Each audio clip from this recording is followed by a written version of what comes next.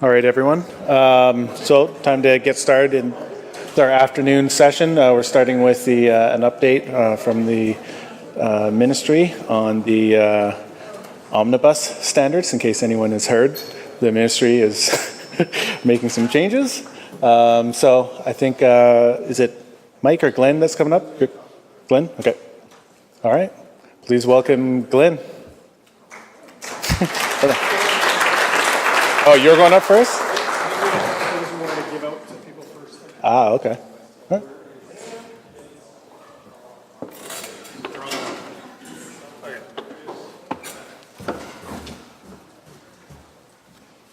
Okay, so our part just to recognize those directors that are retiring. And kind of when Jim was mentioning here, so I was going, this is Brett Favre all over again. He's going to come back. Oh, if you watch football, Brett Favre, I think, retired 4 times and signed with different teams each time. Okay, so is there are these just in random? Yeah, just okay. Throw them out there. Throw them out there. So, Christy?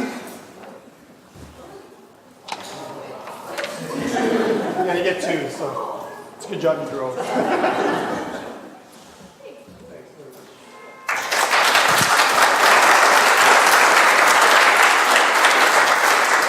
Jim? I'm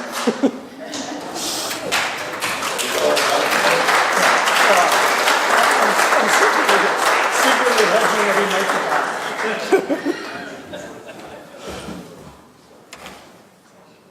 To Paul. Who's not here? Okay. So we'll get that to Paul. And to Russ.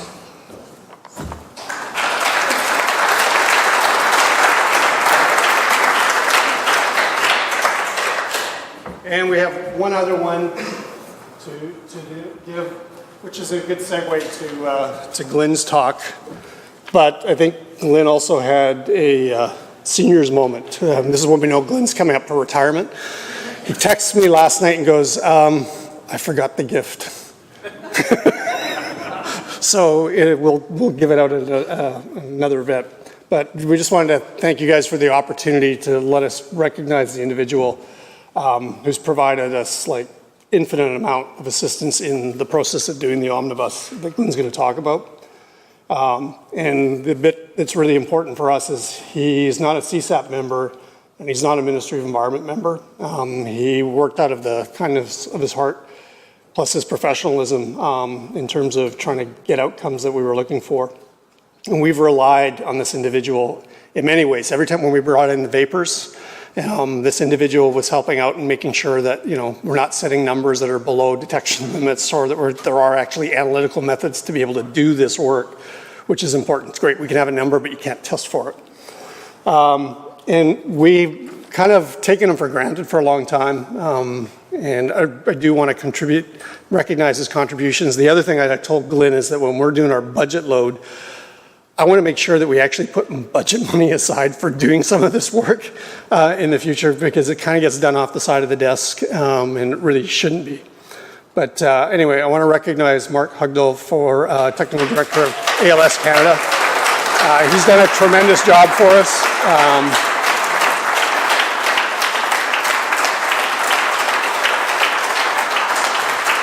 You wouldn't believe the number of hours that this guy's put in, over the weekend, over a long weekend on his own time. And it's basically created a backlog of his own work and obligations with the company.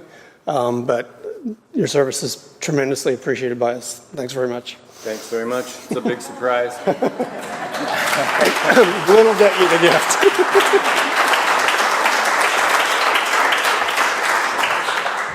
All right, now you can have Glyn.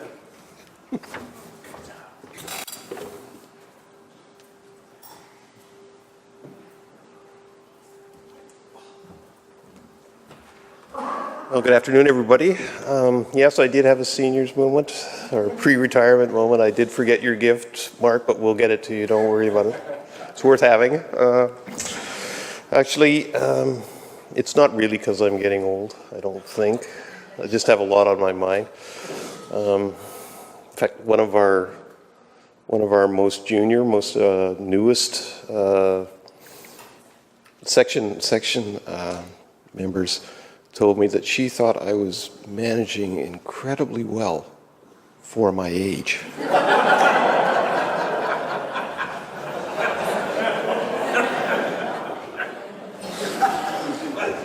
So I took that for what it was worth. Okay, Omnibus. So I'm going to pick up where I left off last time, which was last October. That's interesting. Yeah, that's a little better. So this is the outline. As I said, I'll just remind you again what I told you before in October 2015.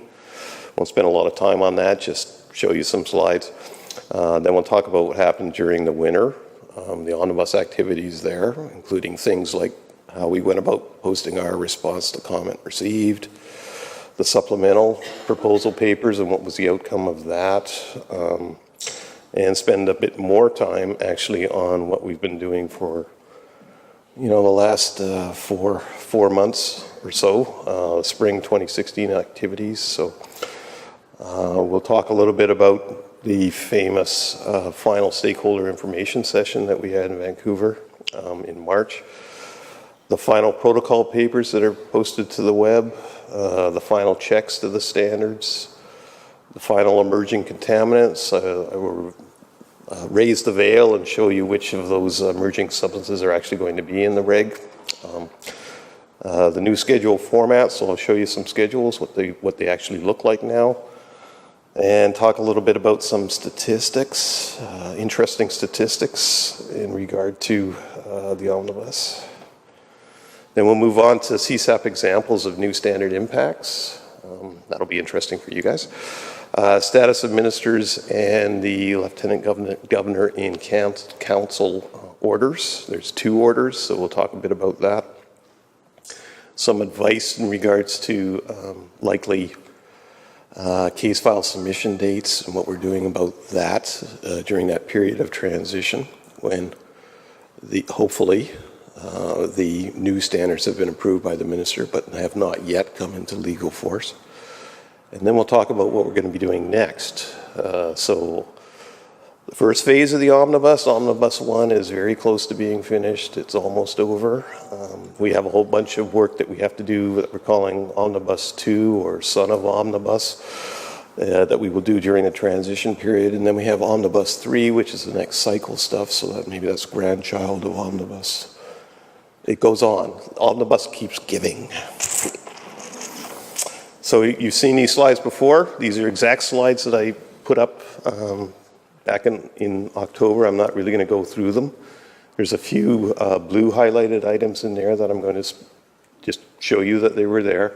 We're going to talk about them when we get to the final protocol papers for what the answers are or the fixes were in relation to those kind of concerns that these are CSAP concerns. So here's some technical concerns. Concerns with the environmental health matrix standards. So I'll tell you now that they've all been resolved. They've all been resolved satisfactorily. Concerns for human health matrix. There's some of the concerns that were raised. Basically, they've all been resolved as well. Concerns for the new groundwater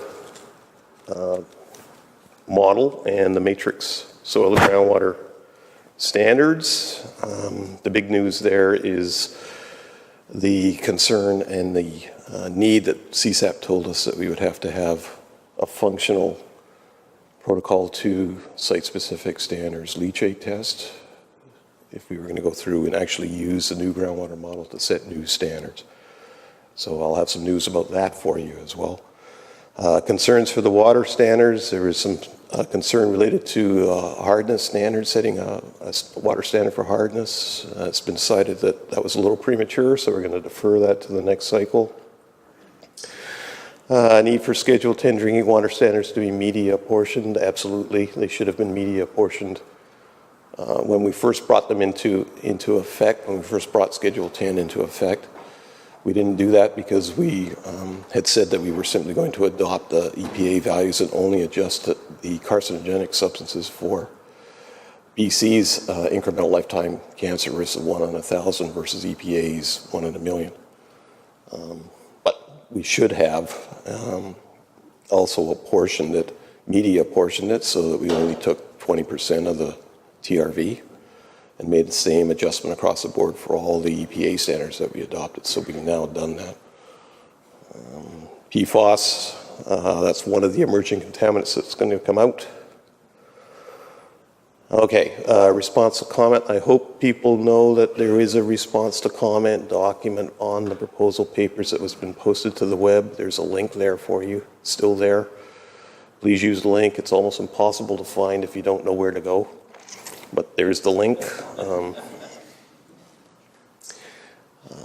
We did issue in December, I think it was, 2 supplemental proposal papers, one dealing with having 2 tiers of wildland standards, one for natural wildlands. These are pristine wildlands that have been impacted by a spill, and we want to bring them back to that same pristine level of restoration, and then reverted wildlands. So this is where you had a commercial 2 activity in a wildland setting, that commercial activity has ceased, and that site is going to revert back to wildlands.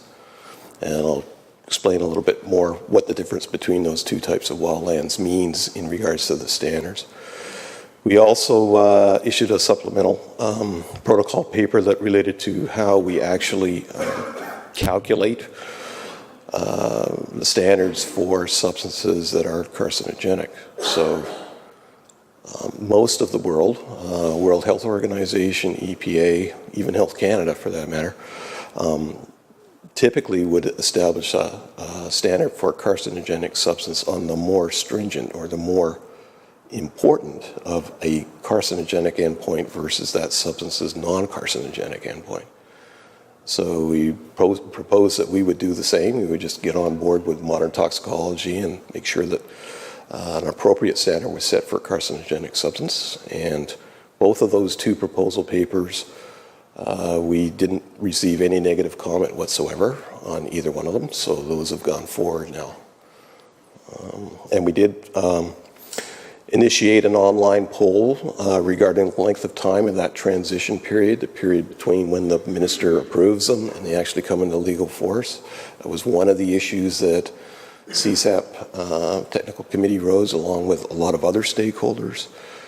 So we did an online poll to find out what stakeholders would like to see, and there's the results. So pretty much 4 to 1, people wanted that transition period to be 12 months long, not shorter. So there are some people that will have less stringent standards as a result of the Omnibus. Those folks are the winners, and they obviously would like to be able to remediate their site to those new, less stringent numbers tomorrow. But there's a larger number of folks that would like to finish the remediation that they started on the basis of the old standards. So that's what you've got. That's what the public wants. They want a 12-year or 12. I'm sure they do want a 12-year, but I can't give them that. But we can't give them a 12-month. So that's what we're going to go forward and recommend. Okay, final revised protocol papers. We have published the final protocol papers. So these are the papers that tell you the final decisions, how we are actually going to tweak the original 1996 CIS protocol to bring it up into the current century and set some appropriate standards. So these papers are on the website. They're available. I know every risk assessor has probably already read them. If they haven't, I'm sure they will tomorrow. The link is there. Again, please use the link because they're very difficult to find otherwise.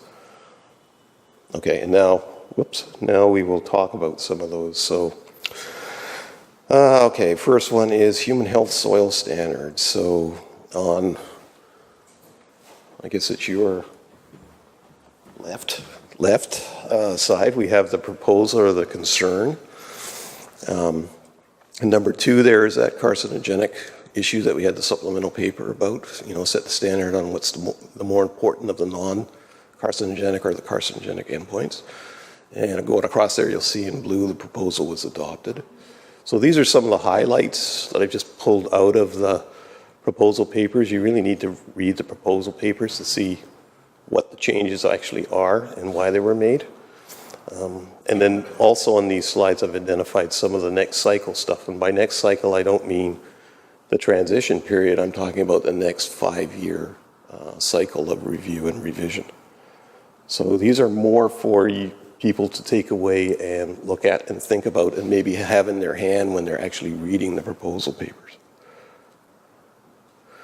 Ecological health, the main comment that we got back primarily again from CSAP was that comment number 2, where we had proposed to set the residential high density residential ecological health standard at 1/2 the commercial land use standard. And just about everybody told us that they thought that was too conservative for the type of ecological exposures that you would see at a high density residential site. So we agreed, and we've now adjusted it to the commercial, to equal the commercial land use standard. So effectively, it's twice what it would have been. I'm just going to blitz through these because otherwise we'll be here for hours. Soil and groundwater standards, there were some issues related to specific aspects of the model. Some of the US EPA KDs were noted to be a little bit unreliable. However, at the end of the day, they seem to be the best. Maybe best is too strong a word.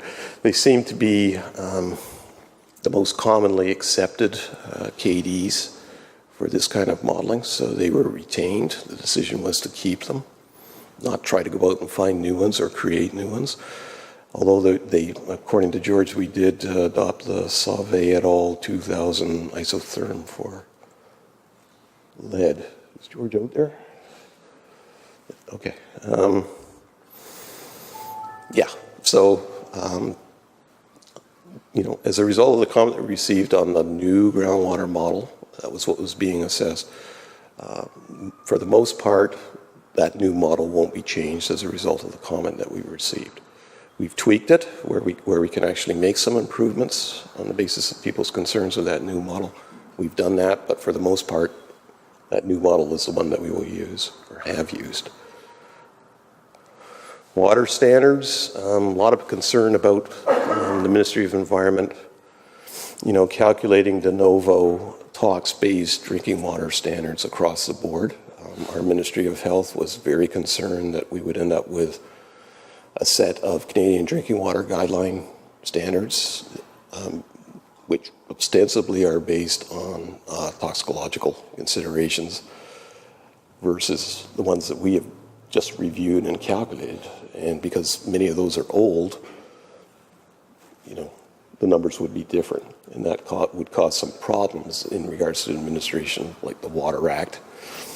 So what we agreed with our Ministry of Health was that we would only derive de novo tox-based drinking water standards for those substances in the listed in the Canadian drinking water guidelines, which are based on aesthetics as opposed to toxicology. And we would only derive a de novo one right from scratch if there was no other toxicological based number available. Okay.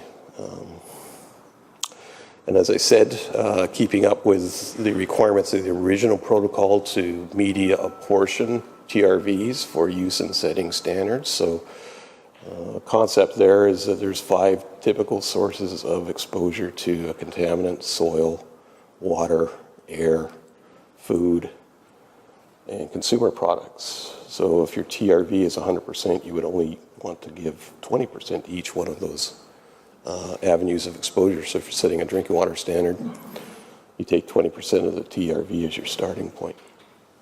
So we've done that now. They've all been normalized that way. They're all the same. And that does cause some changes in the standards as a result. Vapor standards, we had proposed to, possibly set human health vapor standards for wildlands. Turns out we were wildly optimistic. That was very premature. Nobody's really sure how to do that, so we will defer that to the next cycle's consideration in the next cycle.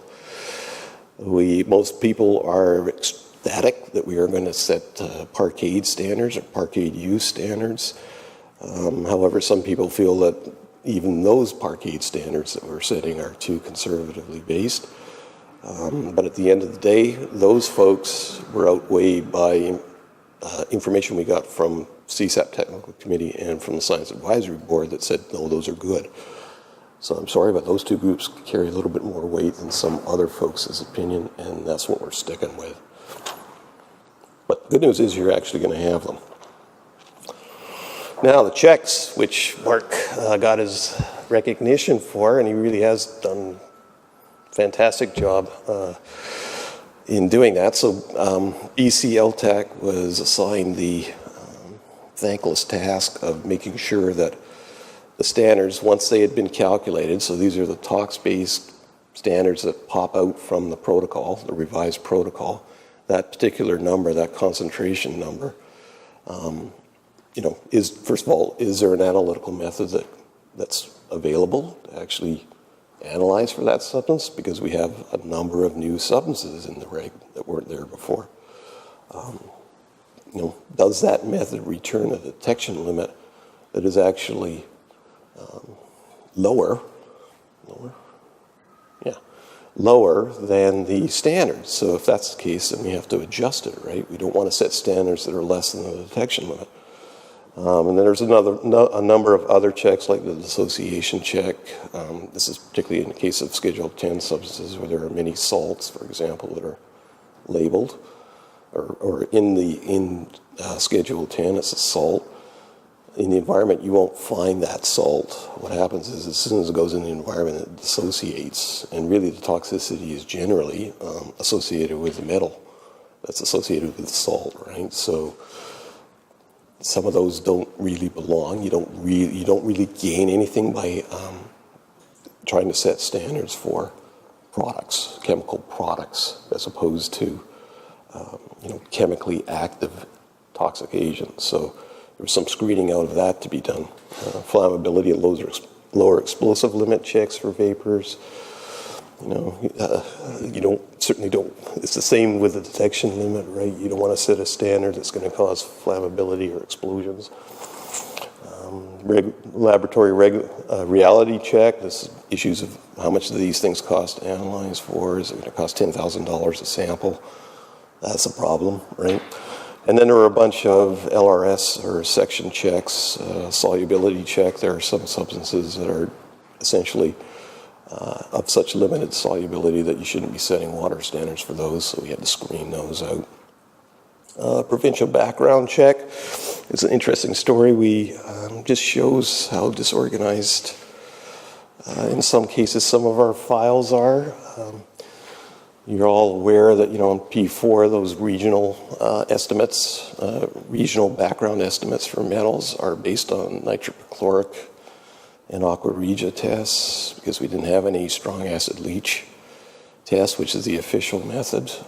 Turns out, Christina, I think, was looking on our Q drive. That's where we dump all of our information, and lo and behold, there was actually some strong acid leach background soil data that was available. It was in a file labeled some goofy thing that nobody would ever look in if they were looking for background data. So, wow, we've got some. So Jen Puala took on the job of actually figuring out what provincial and regional background estimates would be based on strong acid leach data, because that's the official method that you have to use. And then we use that data to make adjustments to the standards, so we don't set standards that are below provincial background. And then there's this regulatory consistency check. We're not the only regulation that uses our standards. There are other regulations that use our standards, so we have to make sure that the standards that we set aren't going to cause huge problems for them in their regulations. Emerging contaminant selection criteria. How am I doing here? How much time do I have? 15, great, okay. So these are the criteria that we use to actually determine which emerging contaminants, because there are a lot of new emerging contaminants. Some of them are old emerging contaminants. They have to be significantly toxic, so we're not looking, for example, I guess vanadium. Vanadium causes hair loss. That's one of its major toxic effects. That's not really significant enough to set environmental standards for. So neurotoxin, a carcinogen, endocrine disruptor, something that has, yeah, you're telling me, something that has significant toxic endpoint, right? If it's persistent and bioaccumulative, that's significant as well, right? Because you have to take that into account. Substances that aren't persistent and bioaccumulative are not inherently as dangerous as ones that are. We have to make sure that the substance is actually used in British Columbia. It's not something that only exists in a research lab somewhere in the United States. And particularly if it's known to have a environmental impact in BC. So PFAS, for example, is an issue for us right now at airports where they have fire training sites and they use PFAS as part of the flame retardant to put it out. PFAS is persistent, it's highly mobile, very soluble. You spray it all over your mock-up jet plane and put the fire out. All the boys pack up the gear and go home. PFAS leaves the airport and goes onto the neighbor's site and contaminates the neighbor's site. So that's the criteria that we used to actually select the ones that we were actually going to put in. And this is the list of the emerging contaminants. So there's the ones that are on the soil side. Cyanide isn't an emerging contaminant. It's been around for ages. However, there's many different ways in which cyanide is, these standards are structured. So we have strong acid dissociable cyanide, we have weak acid dissociable cyanide, we have free cyanide, we have cyanide. And there's at least 4 different ways in which you can quantitate the amount of cyanide. So we've standardized that. There's not one single way in which you do it. DEPA and sulfolane are used in the oil patch. In BC, anthracene and fluorancine, I don't have to tell you how often those babies pop up at old contaminated sites in British Columbia. Nonylphenol ethoxylates, that's definitely an emerging contaminant. Significant endocrine disruptor, needs to have standards, now has standards. PFAS we already talked about, and uranium is also on the list. Not so much because we have any uranium mines, because they're all defunct now, but there is still yellow cake uranium that's shipped back and forth between the east and the Port of Vancouver for shipment off store. On the water side, you'll see some of them are highlighted in red, and those ones, this is an example of a CSAP concern. Guy Patrick had a concern in regards to ethynyl estradiol, leaking from sewage pipes, and that would certainly not be something that we would particularly want to go after for setting an environmental standard. So these ones that are in red, we've taken steps to reduce the kind of level of collateral damage or unanticipated capture for these ones. And the way we've done it is essentially the way we did it for manganese that you're already familiar with. So if you look at the drinking water standard here, for example, you'll see that it only applies to a certain number of Schedule II sites. It's limited in its application. It's not universally applied throughout the province the way all the other drinking water standards are. This one has differential application. You have to be on the list for it to be applicable at your site. And we've essentially done that same kind of differential application to all of the new drinking water standards for the emerging contaminants because they're new. And, whenever you have something that's brand new, there's always a chance that you may have a little bit of collateral damage as a result of it. So this is a way to limit that. Okay, new schedules format. All the schedules now have 8 land uses rather than 5. We have 41 matrices instead of 22, so there's 19 new matrices in the Omnibus. This is kind of what the format of the schedule looks like. You'll see there's those 2 wildland categories, told you about, natural and reverted. There's the agricultural that you're familiar with, the urban park, you've seen that one before, the 2 residential standards, low density and high density, and commercial industrial, you've seen that before. So that's the kind of format, the way it's laid out. There are exhaustive set of new footnotes that go along with these different matrices. You need to read those because the devil's in the details, and that's all in the footnotes. But that's just to give you an idea of what they look like. Okay. Generic human health soil standards, you know that those have all been combined into one big giant schedule. So we took Schedule 4, Schedule 10, mushed them together, made one big simple schedule. It's alphabetically listed. The Schedule 10 substances come from EPA. They're really seriously out of date. They've all been updated now. They're all current. The Schedule X Part 3, which are the ecological health standards, pretty much look exactly the same in format as the Part 2 human health ones. So that's what those look like. Again, you'll see there's the 8 land use categories, right? It's a simple alphabetical listing. Every substance in the reg now has a CAS number associated with it. Every schedule in the reg, every time that substance is mentioned, it's called that same name.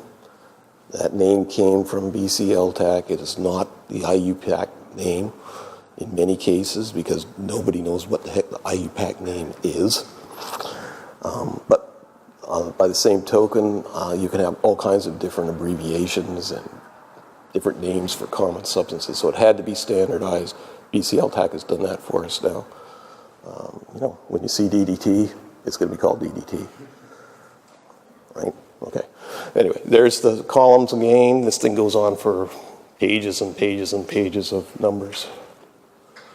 Water standards, same old 4 uses you're familiar with. We put the new emerging toxicants in there. We've derived new tox-based numbers for substances that didn't have tox-based numbers in the past. All the Schedule 10 drinking water numbers have been incorporated into the new Schedule W. Sediment standards, there's no changes because we deferred the whole issue of updating the sediment standards to the next cycle. Vapor standards pretty much looks the same except it now has a parkade column in it. So there it is. It's on the far right. Parkade use standards, and you'll see if you just scan down there that the parkade standards are kind of intermediate between commercial and industrial. So that should give a lot of relief since right now parkades are considered to be essentially residential. So they're very popular. Okay, statistics. So how many new substances are we talking about? This is the magic number. There's 113 new substances added to Part 2. The same 113 substances would also be listed in Part 3. Part 2 is human health. Part 3 is ecological health. 8 brand new substances in Part 1, which are the matrix standards. These are substances by new. The little asterisk tells you that new means they have never previously been prescribed in the reg. Brand new substances never before in the reg. Total, at the end of the day, 126 new substances added. How many standards are we talking about? Altogether, I'm not going to just cut to the chase. Altogether, 616 substances in the reg, 8,659 standards. And we had to go through every single one of them. It's a huge amount of work. This is the most popular slide I think I've ever produced. Everybody wants to see this one. So this is a comparison of the new standards versus, it's a high-level comparison, I grant you, but it's a comparison between the new standards for an existing substance that has existing standards now and what the new standards would look like. So for the matrix standards, about 50% of the matrix standards are more stringent than they were before. The primary reason for that is because the TRVs have become more stringent. So it's just a reflection of the toxicology. The ecological health standards, the vast majority of those have not changed. You know, those that have gone up or have gone down are roughly equally split. And again, that's primarily as a result of more. Oh, you like that slide, don't you? Yeah. Okay. Who you mailing it to? Who you emailing it to? Not okay. Yeah. Okay. Never mind. Anyway, Soil to groundwater, that's a big one. So as far as matrix standards are concerned, a lot of the soil to groundwater standards have become more stringent. That's basically because of the new model. And the other thing is that the target, in some cases, the water quality standard that's being used to back calculate that soil concentration has become more stringent. So if you have a more stringent starting point, you're going to end up with a more stringent ending point. Part 2, generic human health, 75% will be going down. That looks incredibly scary, but it really isn't. Remember, these are primarily the substances that you may see on one site in your entire career, or maybe 1 or 2 sites in the entire province. These are primarily all the Schedule 10, former Schedule 10, the do not analyze for list of substances.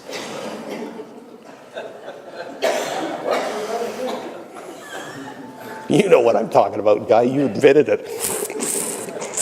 Okay, ecological health. Not a whole lot of action there.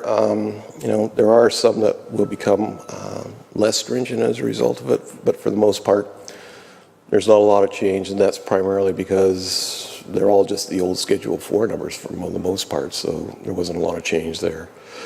Water standards, aquatic life, 87% are unchanged, not a lot of news there. Drinking water, 66%, essentially unchanged. Remember, we were limited to changing the drinking water standards to make them TOX-based if they were aesthetically based previously. Good news on the vapor front is they're all up. Virtually all of them are going up. There are some that are going down, but for the most part, you're going to see less stringent vapor standards than you had before. There is 100% no change in the sediment standards because we didn't update them. Okay, now here's something I stole from Peter Reed's presentation of the Pacific Business and Law Institute. It was such a great slide, I just had to have it. So I pilfered it. I didn't actually tell him. I actually told him this morning that I'd stolen it. He said, yeah, go ahead. It's okay. Anyway, so this is your technical committee's take on, for these 3 kind of groups, gas stations, parkades, dry cleaners, mining, metal sites, what the impacts will be. So, for the most part on gas stations, you're going to see less stringent PHC vapor standards, and obviously the parkade standards are going to be less. They've been designed to be less, so there's some positive advantages to that. There'll be less of a need to go off and get risk-based CFCs as a result of these new standards. As I said, some of the standards will be more stringent, such as the soil to groundwater standards, but we also have cooked up a leachate test for P2 that will probably take care of that most of the time. So, on balance, probably a positive, slightly positive effect on petroleum hydrocarbons and parkades or dry cleaners. Definitely less stringent trichloroethylene vapor standards for sure. And therefore, you'll have all of these good stuff that Peter has enumerated for you there. I will caution you that some chlorinated hydrocarbon vapor standards, typically those that aren't actually associated with dry cleaners, will become a little bit more stringent. But since most of the problem is driven by dry cleaners, it should be a definitive net benefit in regards to vapor standards. Mining sites, again, because the soil and groundwater standards are becoming more stringent, there's a possibility that you may have to, if you're using the, as part of characterizing the site, the scope and the size of that site may initially become a little bit bigger than it was before. Again, the fix to that is going to be the leachate test. So again, at the end of the day, we expect most of these impacts to actually be positive or at least not negative. Okay, 2 separate types of orders. There's 2 orders that we've prepared. The first is the minister's order. The minister has authority under the Act to make changes to the contaminated sites regulation standards. She does not have that authority under the Act for the hazardous waste regulation or for the organic matter recycling regulation. Those changes have to go to Cabinet to be approved. As I say, our drafting lawyers have provided 2 orders, the Minister's order dealing with the standards and a separate Lieutenant Governor and Cabinet order that deals with the consequentials to Haz Waste Reg and OMAR.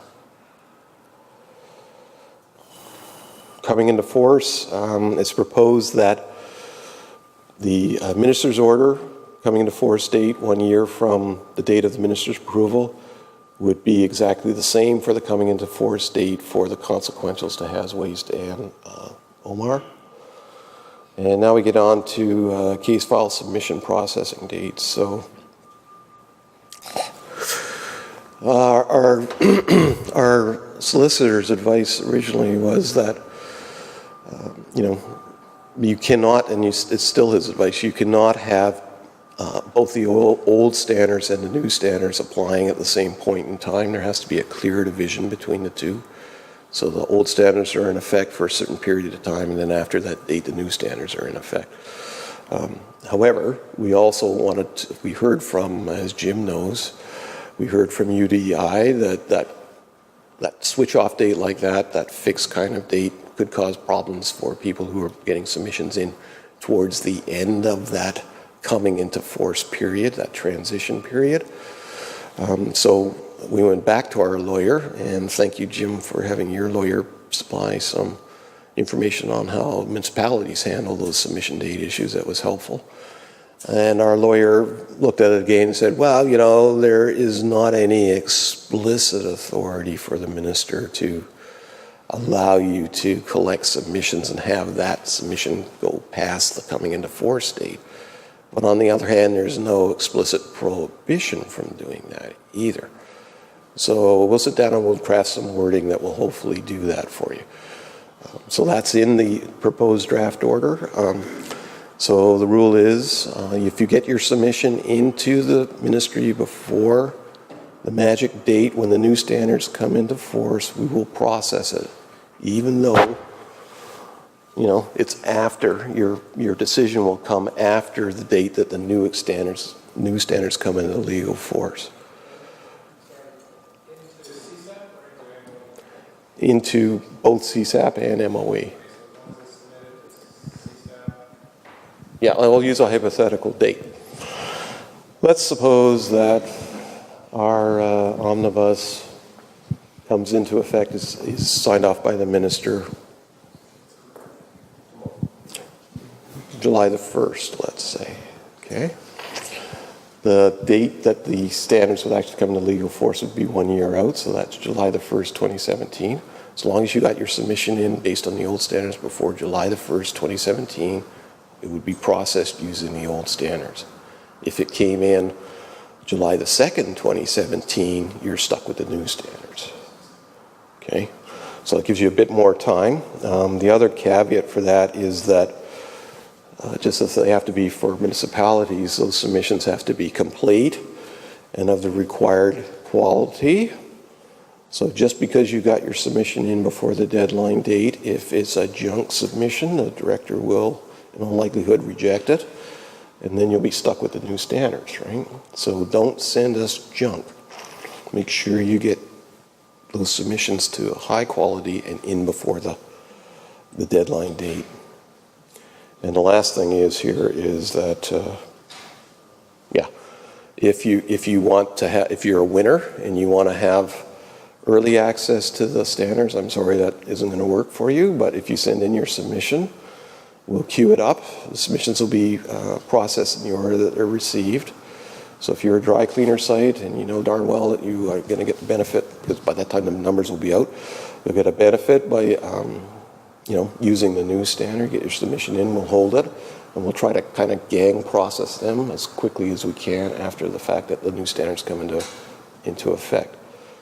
So everybody clear on that? I have a question on the previous slide. It said numerical, so why not risk-based as well? Because the standards are all numerical.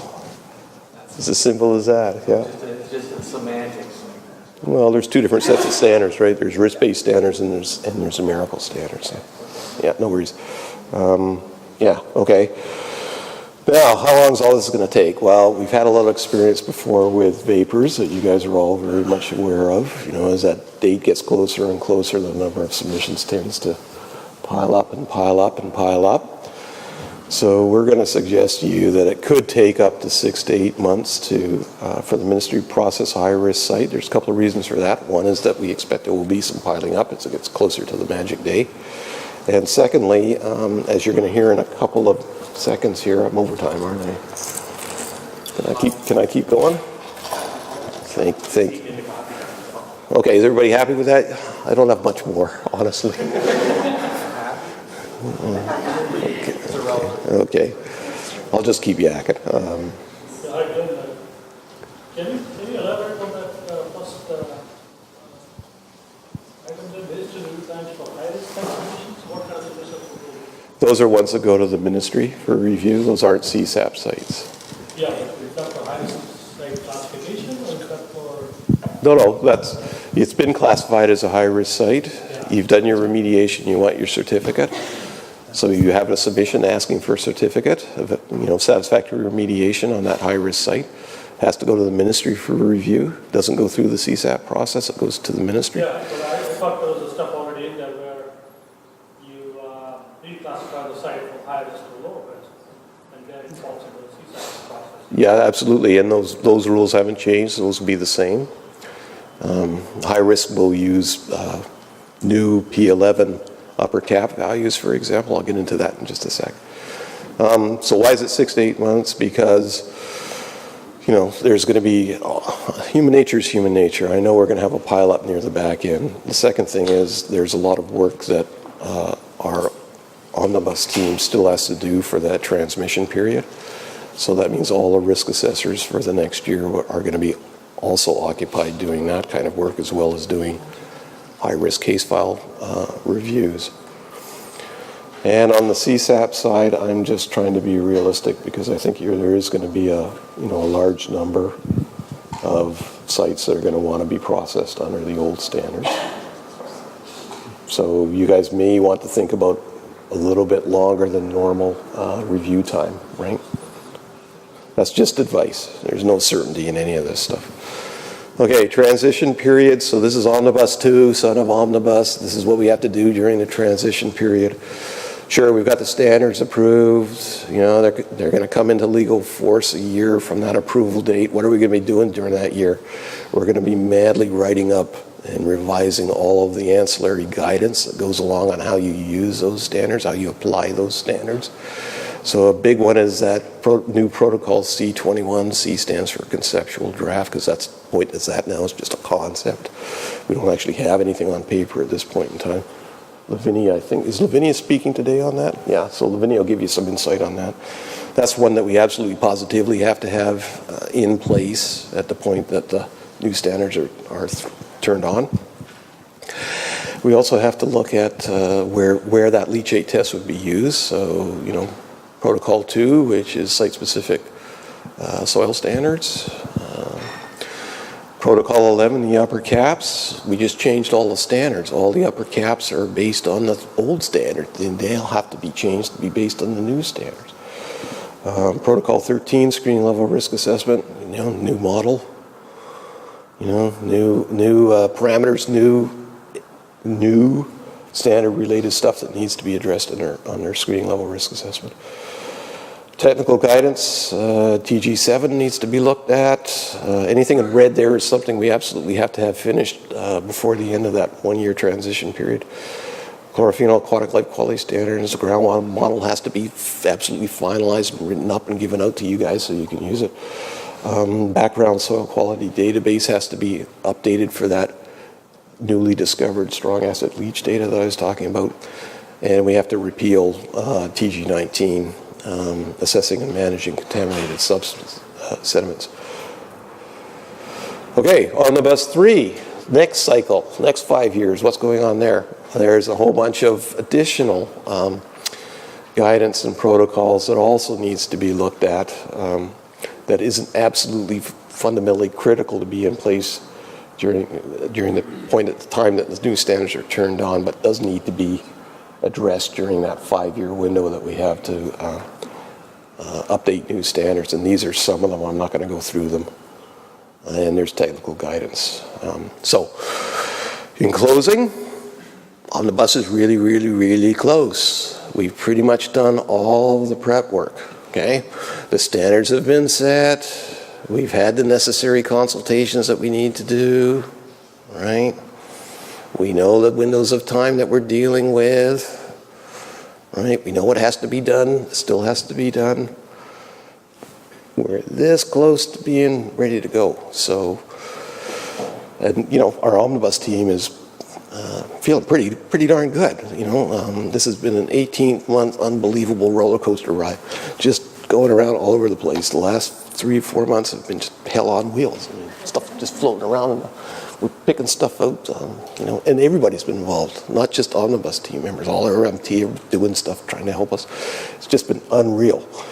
Incredible, just fantastically good stuff. So we're all feeling really good that we're so close. So the next step, get it to the minister. What we need is support for the Omnibus. You know, gone through, I've shown you this. I hope you believe that standards are going to be good. They're not going to be scary. They're not going to destroy. The sun's going to come up in the morning. You know, well, it'll be good. It'll be good for business. It'll be good for protecting human health and the environment. It'll be excellent. So let the deputy minister, for example, know that. So, you know, try and bring in some favors and get people to make sure that the deputy minister is totally comfortable with promoting the Omnibus at the ministers' meeting. And hopefully, it won't be too long before the minister gives us a decision one way or the other. You know, it's on or it's off. Hopefully it's on. And then we can all feel really better than we feel right now. We'll have certainty. We'll know what they are. We'll know what the new rules are. Life will be even better than it is. And we'll all be a lot happier. You know, we might even end up being happier than this guy.